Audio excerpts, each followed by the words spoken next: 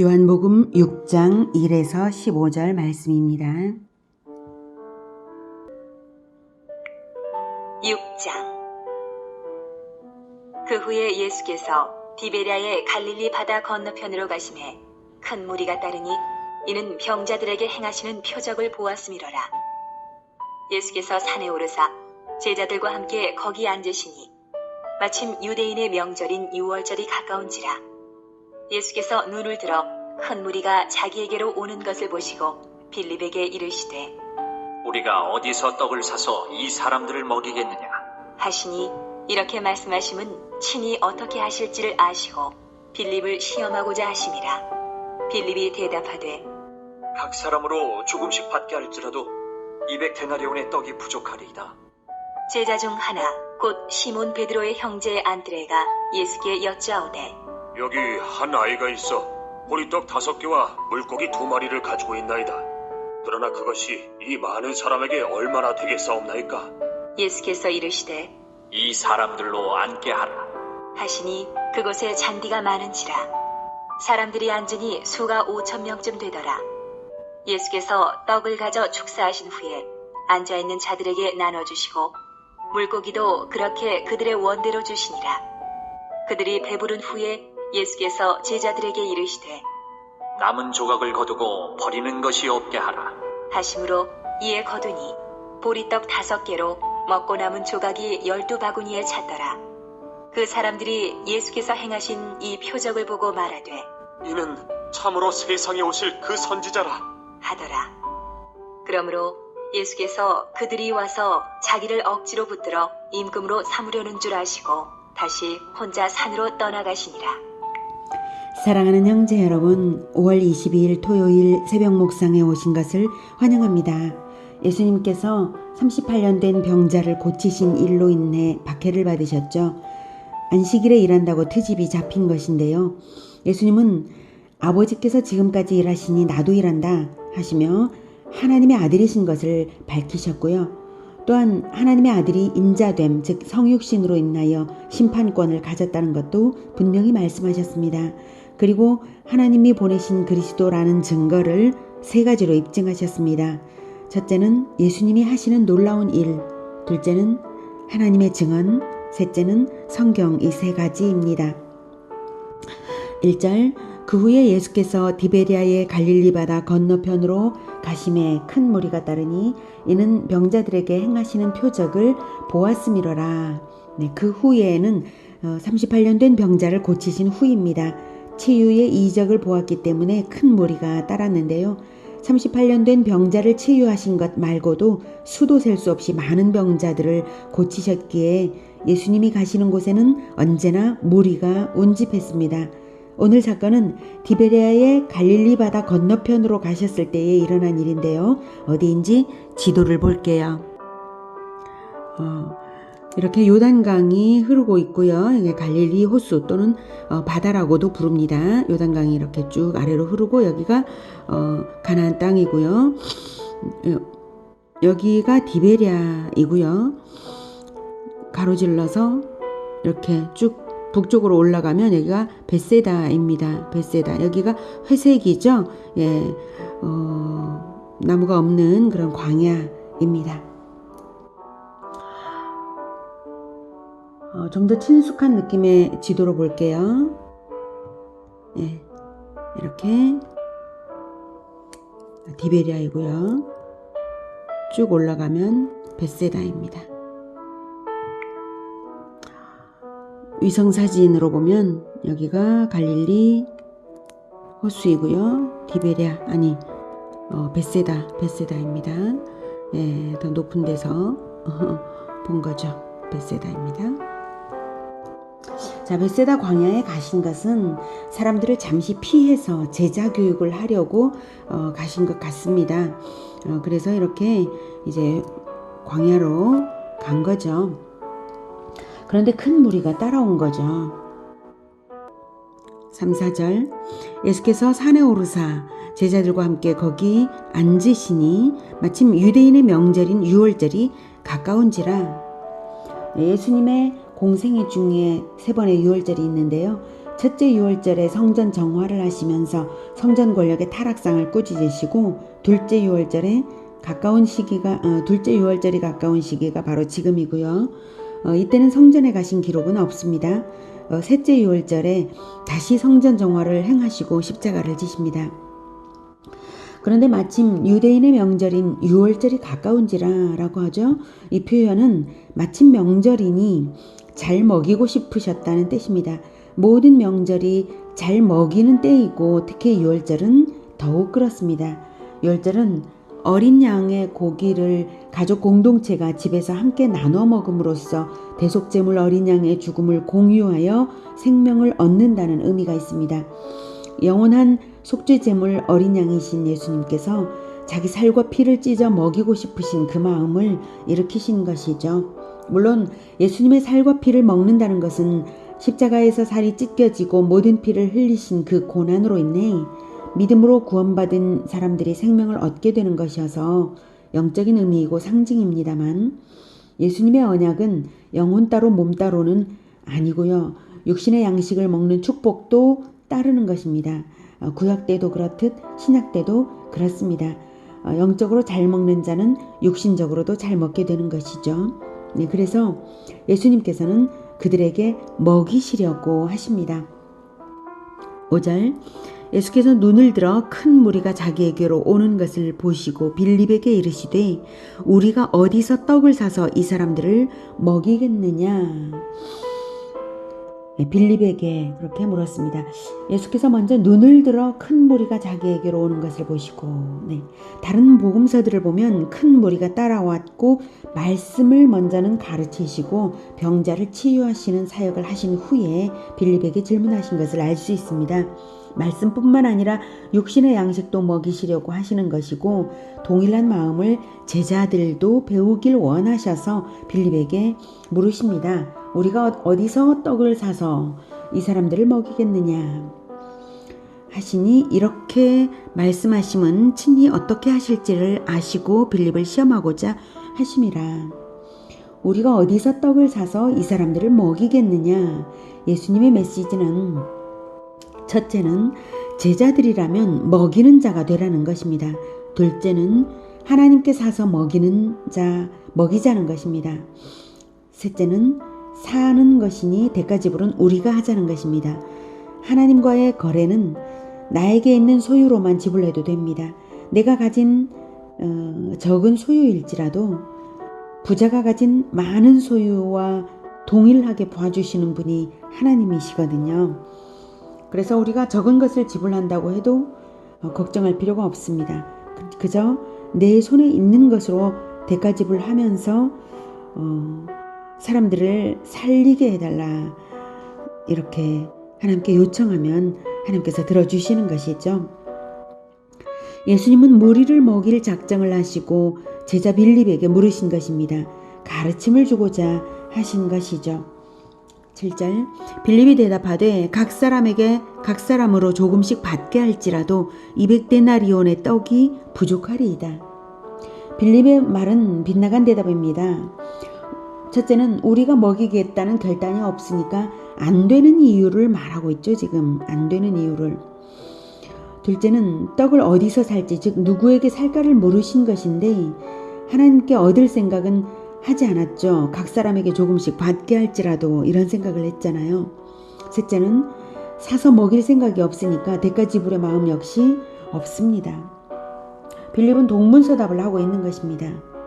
8, 9절 제자 중 하나 곧 시몬 베드로의 형제 안드레가 예수께 여짜오되 여기 한 아이가 있어 보리떡 5개와 물고기 2마리를 가지고 있나이다. 그러나 그것이 이 많은 사람에게 무엇이 되겠사옵나이까? 안드레는 나은가요? 빌립이나 안드레나 비슷한 차원의 말을 하고 있는 것입니다. 하나님께 사야겠다는 생각은 못했습니다. 그런데 상황은 뜻밖의 사람 때문에 진전되었죠. 한 아이가 보리떡 5개와 물고기 2마리를 대가 지불했다는 사실입니다. 아마도 어린아이가 가진 자기의 도시락 전체였을 것입니다. 그것을 내놓은 것이죠. 아이는 무슨 계산 같은 것을 하지 않았습니다. 그저 하나님께 자기 것을 들여서 무리를 먹이고 싶은 그 마음으로 드린 것이죠. 이것이 하나님께 대가 지불해서 사는 마음입니다. 예수님이 받으십니다. 그러면 일은 된 것이죠. 10절 11절 예수께서 이르시되 이 사람들로 앉게 하라 하시니 그곳에 잔디가 많은지라 사람들이 앉으니 수가 5,000명쯤 되더라. 예수께서 떡을 가져 축사하신 후에 앉아있는 자들에게 나누어 주시고 물고기도 그렇게 그들의 원대로 주시니라. 예수님께서 식사 기도를 하셨더니 나눌 때에 떡과 물고기가 계속해서 생겨난 것입니다. 이 초자연적인 기적은 예수님이 그리스도라는 또 하나의 표적이므로 사실 그대로를 받아 믿으시기 바랍니다. 지금까지 초자연적인 기적을 수도 없이 행하신 분이시니 떡 5개로 5,000개가 넘는 떡으로 만들어내지 못하실 것도 없죠. 물로 포도주를 만드신 분이시잖아요. 하나님은 어린아이의 도시락을 받으시고 5,000명분의 음식을 내어주셨습니다. 하나님의 계산법은 이런 것입니다. 그러니 우리가 가진 것이 적다고 염려할 것이 아니라 많든 적든 손에 가진 것으로 지불하면서 하나님께 구하면 하나님께서 합당하게 이루십니다. 우리 손에 없는 것을 지불하라는 것이 아니라 우리 손에 있는 것으로 지불하면서 하나님께 구하면 하나님이 이루십니다. 물론 탐심을 위한 목적이 아니라 하나님 나라를 이루어가는 일을 할 때 말입니다. 영의 양식과 함께 육신의 양식도 먹이고자 하는 마음을 가지고 하나님께 대가 지불을 하면 다 주시는 것입니다. 믿음으로 받으시기를 축복합니다. 12, 13절 그들이 배부른 후에 예수께서 제자들에게 이르시되 남은 조각을 거두고 버리는 것이 없게 하라 하시므로 이에 거두니 보리떡 5개로 먹고 남은 조각이 12바구니에 찼더라. 심지어 남은 것도 많았네요. 하나님의 공급은 넘치는 공급입니다. 12제자가 각기 자기 바구니에 모았나 봅니다. 14절 그 사람들이 예수께서 행하신 이 표적을 보고 말하되 이는 참으로 세상에 오실 그 선지자라 하더라. 세상에 오실 그 선지자라는 말은 시내산에서 이스라엘이 하나님과 언약을 맺을 때에 시내산에 임재하셔서 십계명을 말씀하시는 하나님의 음성이 너무나 두려워서 모세에게 백성들이 요청했죠. 자기들이 직접 하나님의 음성을 듣지 않게 해달라고 했었는데요. 그때 하나님이 응답으로 선지자 하나를 보내겠다고 하셨습니다. 신명기 18장 17, 18, 19절에 보겠습니다. 여호와께서 내게 이르시되 그들의 말이 옳도다. 여기서 내게는 모세에게입니다. 내가 그들의 형제 중에서 너와 같은 선지자 하나를 그들을 위하여 일으키고 그들의 형제 중에서라는 것은 사람으로 태어나게 하겠다는 뜻이고요. 너와 같은 선지자 하나라고 했습니다. 많은 선지자가 아닙니다. 하나를 그들을 위하여 일으키고 내 말을 그 입에 두리니 내 말 하나님이 그래서 그 선지자의 입을 통하여 나오는 말은 하나님의 말씀입니다. 내 말을 그 입에 두리니 내가 그에게 명령하는 것을 그가 무리에게 다 말하리라. 누구든지 내 이름으로 전하는 내 말을 듣지 아니하는 자는 내게 벌을 받을 것이요. 네.